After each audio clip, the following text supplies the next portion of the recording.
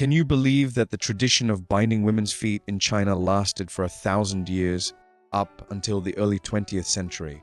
Today we find it hard to even comprehend. Join us as we explore the origins and evolution of this remarkable custom. It all began during the Song dynasty nearly 1,000 years ago, when the practice became widespread. According to one legend, Li Yu and his concubine Yao Niang set the stage for this tradition.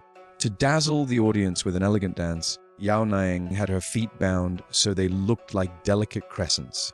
But aren't such legends simply attempts to portray this tradition as ancient and foundational to the culture?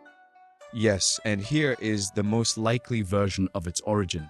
The feet were bound by dancers and singers, what we would call courtesans. Men of high status found such tightly bound feet very appealing, so over time, noble women began to adopt this erotic practice. Yet there were not many people of noble birth. So how did the tradition become widespread? It was embraced by poor families too. For them, it served as a social elevator. Mothers bound their daughters' feet not for aesthetic purposes, but so that they could, in the future, use it as a ticket to a better marriage. Were there any other justifications for this custom? Well, the idea was that tiny, bound feet made it hard for women to roam too far, which perfectly echoed the Confucian idea of separating female and male spheres.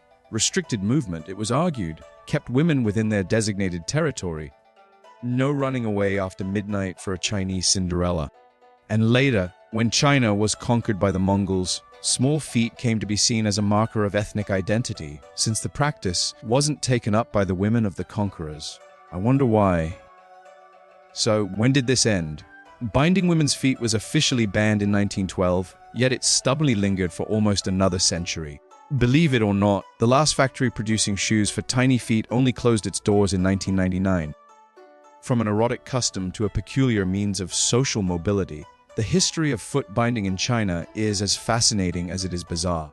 Thanks for joining us on this journey through one of history's most unusual traditions.